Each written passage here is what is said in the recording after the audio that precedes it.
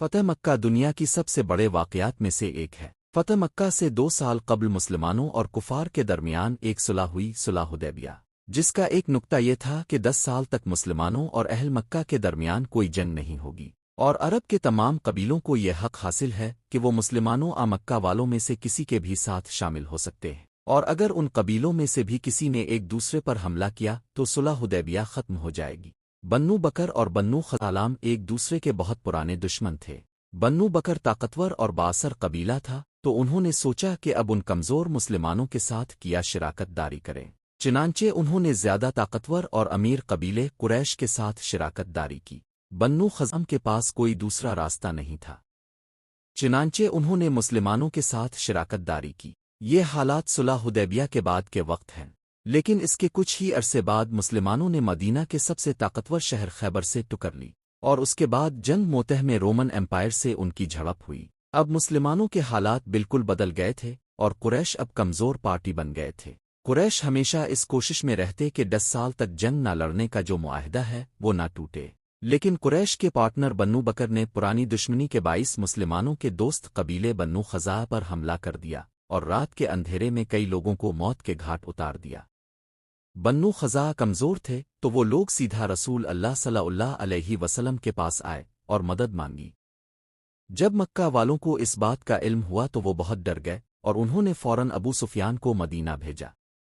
مدینہ پہنچتے ہی وہ سیدھے اپنی بیٹی حبیبہ کے گھر گئے، جو رسول اللہ کی بیوی تھی، جنہوں نے اپنے والد اور خاندان کے خلاف جا کر اسلام قبول کیا تھا۔ جیسے ہی ابو سفیان اپنی بیٹی کے گھر میں داخل ہوا، اس کی بیٹی نے قالین ہٹا دیا۔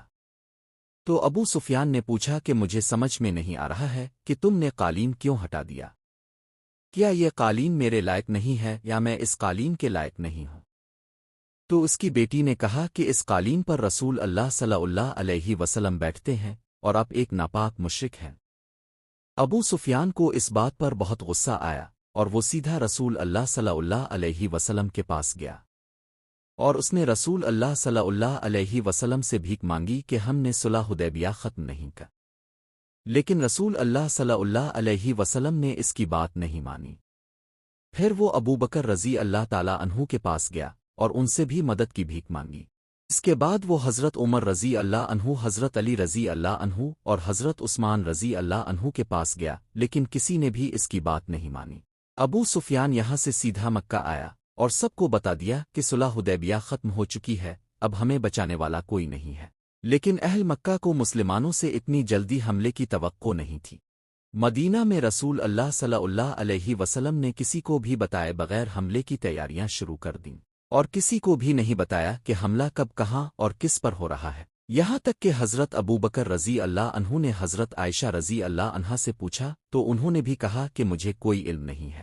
رسول اللہ صلی اللہ علیہ وسلم نے مکہ کے لوگوں کو مزید الجھانے کے لیے مدینہ سے مکہ کی بجائے رومن ایمپائر کی طرف ایک چھوٹی سی فوج روانہ کی، تاکہ لوگ یہ سمجھیں کہ مسلمان رومی سلطنت پر حملہ کر رہے ہیں، مکہ پر نہیں۔ لیکن رسول اللہ صلی اللہ علیہ وسلم کے ایک انتہائی قابل اعتماد صحابی حضرت حاتب نے مکہ والوں کو ایک خط لکھ کر بتا دیا کہ مدینہ میں حملے کی تیاریاں زور و شور سے کی جا رہی ہیں، اور ممکن ہے کہ مسلمان مکہ پر حملہ کریں۔ انہوں نے یہ خط ایک عورت کو دیا کہ وہ اسے مکہ تک پہنچائے، لیکن رسول اللہ صلی اللہ علیہ وسلم کو اللہ نے پہلے ہی بتا دیا تھا، اس لیے اب صلی اللہ علیہ وسلم نے حضرت علی رضی اللہ عنہ کو اس عورت کو روکنے کے لیے بھیجا۔ حضرت علی رضی اللہ عنہ نے اس عورت کو روک کر اس سے خط طلب کیا۔ اس عورت نے کہا کہ میرے پاس تو کوئی خط نہیں ہے، تو حضرت علی رضی اللہ عنہ نے کہا کہ یہ رسول اللہ صلی اللہ علیہ وسلم نے کہا ہے، اب یہ ممکن ہی نہیں ہے کہ تمہارے پاس خط نہ ہو۔ حضرت عمر رضی اللہ عنہ نے کہا کہ میں اس شخص کا سر کاٹ دیتا ہوں، لیکن اس صحابی نے کہا کہ میں نے یہ کام صرف اپنے بچوں کو بچانے کے لیے کیا تھا جو مکہ میں ہے۔ یہ بات سن کر رسول اللہ صلی اللہ علیہ وسلم نے ان کو معاف کر دیا۔ مکہ کی جانب کوچ 5 ہجری میں مکہ سے 10,000 لوگ مدینہ کو فتح کرنے آئے تھے، اور اب صرف 3 سال بعد مدینہ سے 10,000 لوگ مکہ فتح کرنے کے لیے روانہ ہوئے تھے۔ رسول اللہ صلی اللہ علیہ وسلم کی انٹیلیجنس کا انتظام اتنا مضبوط تھا کہ مسلمان مکہ کے قریب پہنچ گئے اور مکہ والوں کو خبر تک نہ ہوئی۔ لہذا اہل مکہ کے دلوں میں خوف پیدا کرنے کے لیے رسول اللہ صلی اللہ علیہ وسلم نے مسلمانوں سے فرمایا کہ کھانا پکانے کے لیے مکہ کے چاروں طرف آگ جلا دیں۔ جیسے ہی رات ہوئی تو اہل مکہ نے دیکھا کہ مکہ کے چاروں طرف آگ جل رہی ہے، اس سے ان کی ہمت ٹوٹ گئی اور آخر کار مکہ کے سردار ابو سفیان نے بھی ہار مان لی، اور اسی رات وہ رسول اللہ صلی اللہ علیہ وسلم کے پاس گئے۔ رسول اللہ صلی اللہ علیہ وسلم نے اس سے کہا کہ کیا اب بھی وہ وقت نہیں آیا کہ تم مان لو کہ میں اللہ کا رسول ہوں؟ ابو سفیان نے کہا کہ میرے دل میں اب بھی شک باقی ہے، لیکن اس نے اسلام قبول کر لیا۔ پھر رسول اللہ صلی اللہ علیہ وسلم نے حکم دیا کہ کل ابو سفیان کو ایک اونچی جگہ پر کھڑا کیا جائے تاکہ وہ مسلمانوں کو پوری طاقت کے ساتھ مکہ فتح کرتے ہوئے دیکھ سکے۔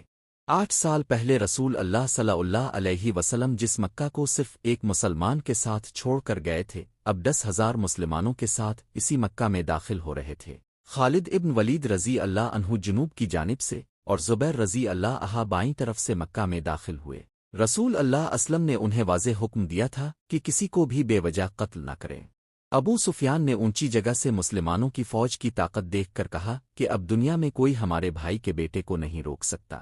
کچھ لوگوں نے پھر بھی لڑنے کی کوشش کی، لیکن خالد بن ولید رضی اللہ عنہ نے انہیں ختم کر دیا۔ رسول اللہ صلی اللہ علیہ وسلم اللہ کا شکر ادا کرتے ہوئے مکہ میں داخل ہوئے، اور جب رسول اللہ صلی اللہ علیہ وسلم خانہ کعبہ کے قریب پہنچے تو خانہ کعبہ کا دروازہ بند تھا۔ رسول اللہ صلی اللہ علیہ وسلم نے حضرت علی رضی اللہ عنہ کو حضرت عثمان ابن طلحہ کے پاس بھیجا، کیونکہ کعبہ کی چابی کئی صدیوں سے عثمان بن طلحہ کے خاندان کے پاس تھی۔ حضرت علی رضی اللہ عنہ نے ان سے چابی کے بارے میں پوچھا تو انہوں نے انکار کر دیا، تو حضرت علی نے ان سے زبردستی چابی چھین لی۔ رسول اللہ صلی اللہ علیہ وسلم جب خانہ کعبہ میں داخل ہوئے تو انہیں اللہ تعالیٰ کی طرف سے کہا گیا کہ کعبہ کی چابی اسی کافر عثمان بن طلحہ کو واپس کر دی جائے۔ حضرت علی رضی اللہ عنہ نے ان سے معافی مانگی اور چابی انہیں واپس کر دی۔ یہ سب دیکھ کر حضرت عثمان ابن طلحہ مسلمان ہو گئے، اور رسول اللہ صلی اللہ علیہ وسلم نے عثمان بن طلحہ رضی اللہ عنہ سے فرمایا کہ خانہ کعبہ کی یہ چابی آپ کے اور آپ کے خاندان کے پاس قیامت تک رہے گی، اور اس چابی کو تمہارے خاندان سے صرف ایک ظالم ہی چھینے گا، اور آج تک 1400 سال بعد بھی یہ چابی اسی خاندان کے پاس ہے، کیونکہ یہ خاندان کوئی عام خاندان نہیں ہے۔ جب ابراہیم علیہ السلام نے کعبہ کی تعمیر کی تو کعبہ کی چابی انہوں نے حضرت اسماعیل علیہ السلام کو دی، اور حضرت اسماعیل علیہ السلام نے یہ چابی اپنے بیٹے کو دی، اور یہ سلسلہ اسی طرح چلتا رہا۔ عرب کے ایک قبیلہ نے یہ چابی ان سے چھین لی، پھر یہ چابی کسی اور قبیلے نے ان سے بھی چھین لی، اور آخر کار یہ چابی قبیلہ قریش نے حاصل کر لی جو اسماعیل علیہ السلام کا ہی خاندان ہے۔ اس طرح یہ چابی حضرت ابراہیم علیہ السلام کے خاندان کے پاس واپس آ گئی، اور اسی وجہ سے رسول اللہ صلی اللہ علیہ وسلم نے یہ چابی اسی خاندان کے پاس رہنے دی، تاکہ قیامت تک کعبہ کے دیکھ بھال کی ذمہ داری حضرت ابراہیم علیہ السلام کے خاندان کے پاس ہی رہے، اور آج تک یہ چابی اسی خاندان کے پاس ہے۔ رسول اللہ صلی اللہ علیہ وسلم نے کعبہ کے اندر رکھے ہوئے 360 بتوں کو توڑ دیا اور مکہ کو ایک مقدس شہر قرار دیا، اور اعلان کیا کہ مکہ کے اندر کوئی جنگ نہیں کرے گا۔ لیکن کئی سالوں کے بعد ایک مسلمان حجاج بن یوسف نے مجن کوہے کے ساتھ اسی مکہ پر حملہ کیا۔ ہم یہ کہانی بھی آپ کو آئندہ کسی ویڈیو میں سنائیں گے۔ مدینہ کے اندر جو مسلمان تھے وہ خوف میں مبتلا تھا کہ مکہ فتح ہونے کے بعد رسول اللہ صلی اللہ علیہ وسلم انہیں چھوڑ کر اپنے آبائی شہر مکہ کو اپنا دارالخلافہ بنائیں گے۔